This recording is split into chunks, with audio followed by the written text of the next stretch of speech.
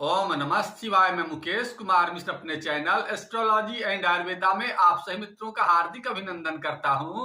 और आज आप सभी मित्रों के समक्ष हम जो टॉपिक को लेकर के उस टॉपिक का नाम है राहु की दशा और महादशा आवे तो क्या करें। पिछला एपिसोड में हमने सूर्य ग्रह से लेकर के और शनि ग्रह की दशाओं का विस्तृत रूप से वर्णन कर दिया हूं।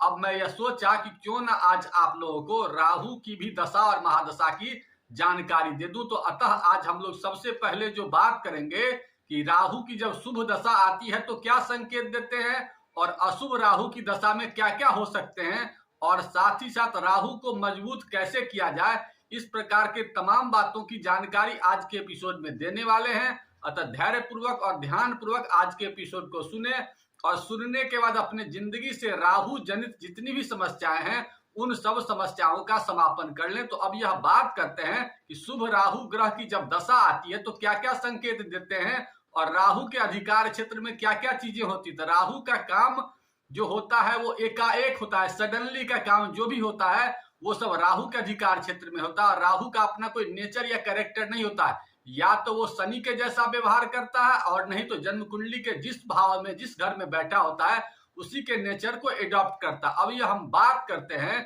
कि शुभ राहु की जब दशा होती है आपके जिंदगी में तो विशेष तौर से आपके जिंदगी में एकाएक कोई शुभ परिणाम देखने को मिलता है। जैसे कि एकाएक कोई घरा हुआ धन मिल जाता है। इसके अलावा लॉटरी सट्टा वगैरह से विशेष धन की प्राप्ति हो सकती है। व्यापार में कुछ ऐसा अपॉर्चुनिटी आपको मिलेगा जो एकाएक आपको विशेष उपलब्धि देगा। ये सब अगर संकेत दिखते हैं तो समझ जाए कि शुभ राहु की दशा आपकी या तो चल रही है, नहीं तो आने वाले दिनों में अगर राहु की दशा आएगी तो आपको शुभता जरूर देगा। अब यह बात करते हैं कि कमजोर राहु जब होते हैं तो क्या क्या संकेत देते हैं। तो कमजोर राहु की दशा में सबसे पहला आपका जो संकेत होता है वो आपके अंदर में आलसता को ज्यादा क्रिएट करता है। आपके अंदर में झूठ बोलने की प्रवृत्ति ज्यादा हो जाती है। इसके अलावा आप गाली गलौज भी करने लगते हैं और मोबाइल से हमेशा चिपके रहते हैं, एक मिनट भी आप मोबाइल को नहीं छोड़ते हैं। इसके अलावा आपके अंदर में गठिया रोग की संभावना हो सकती है। आपका मन जो है ना एकाग्र नहीं हो पाता, आपको कभी कभी आत्महत्या करने का भी मन करता है। ये सब चीज विशेष रूप से देखने को मिलता है। इसके अलावा कुछ चीजें और होती है जो आपको विशेषतः धोखा राहु की दशा में ज्यादा मिलता है। ये सब चीज आप कल्पना में ज्यादा खोए रहते हैं, भय ज्यादा लगता है, वहम बहुत ज्यादा होता है, डरने की प्रवृत्ति हो जाती है। इस प्रकार की संभावनाएं अगर देखने को मिले तो समझ जाएं कि कमजोर राहु की दशा आने वाली है। अतः इसके क्या उपाय करने चाहिए इन सब बातों की जानकारी आप लोगों को दे देते हैं। लेकिन इसके अलावा आप लोगों से एक नम्र निवेदन है कि अगर हमारे चैनल को सब्सक्राइब नहीं किया है तो कर लीजिए।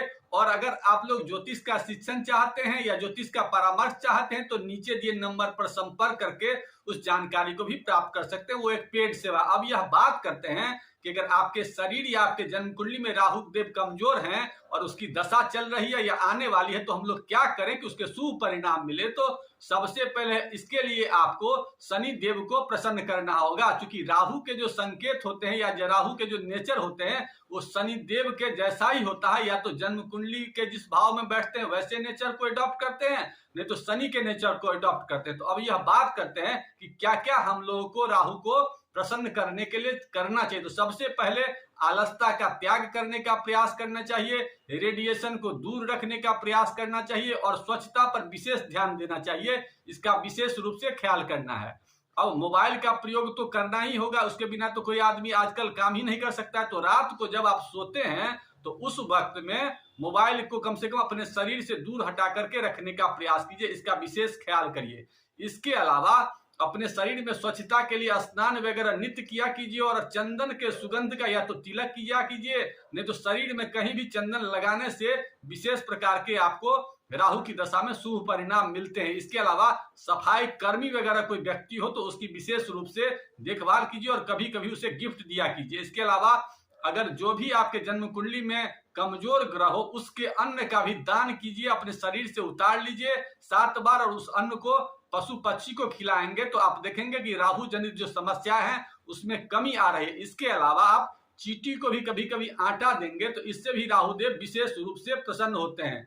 इसके अलावा आप 2-3 उपाय और कर सकते हैं कि गौमूत्र का अपने घर में कभी कभी छिड़काव कर दिया कीजिए, इससे भी राहुदेव विशेष रूप से प्रसन्न होते हैं। इसके अलावा आप स्नान के पानी में भी गौमूत्र रख के स्नान करेंगे तो इससे भी विशेष रूप से प्रसन्न होंगे। अगर बहुत ज्यादा आपका राहु खराब हो तो ऐसे पोजीशन में अगर शारीरिक व्याधि भी हो तो आप थोड़ा सा गंगा जल में गौमूत्र को मिला करके थोड़ा सा अगर आप शरीर में पिएंगे भी तो आप महसूस करेंगे कि राहु जनित समस्याएं बहुत हद तक कम हो रही है। इसके अलावा अब हम कुछ विशेष उपाय बता देते हैं, उसके लिए उपाय को लिख लीजिए। सबसे पहले आपको एक चंदन की लकड़ी का इंतजाम करना है। चंदन की लकड़ी अगर नहीं मिले तो ऐसे में दुर्वा घास आप ले लेंगे और दुर्वा घास को आप ले करके शनिवार की संध्या को आप शाम में पश्चिम मुख होकर के बैठ जाएंगे सूर्यास्त के बाद और भगवान शिव का ध्यान करेंगे या उनकी तस्वीर को रखेंगे और रखने के बाद अपने हाथ में चंदन की लकड़ी को और एक संभव हो तो काला रंग का सूती कपड़ा या नीला रंग का सूती कपड़ा रख लीजिए या धागा रख लीजिए और दुर्वा घास अगर हो तो उसको भी रख लीजिए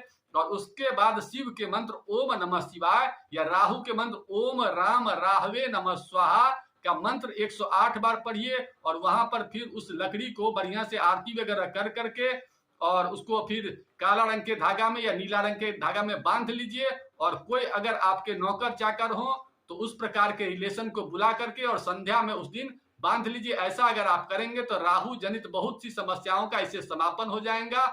इसी के साथ आज के एपिसोड को यहीं समाप्त करते हैं। अगर किसी प्रकार की आप लोगों को पोस्ट में शिकायत लगी तो उसे कमेंट बॉक्स में लिखिए, मैं उस शिकायत को दूर करने की कोशिश करूंगा। अगर अच्छा लगा तो लाइक करिए। इन्हीं बातों के साथ आज के एपिसोड को यहीं समाप्त करते हैं। आप लोगों ने वीडियो देखा इसके लिए बहुत बहुत धन्यवाद। ओम नमः शिवाय।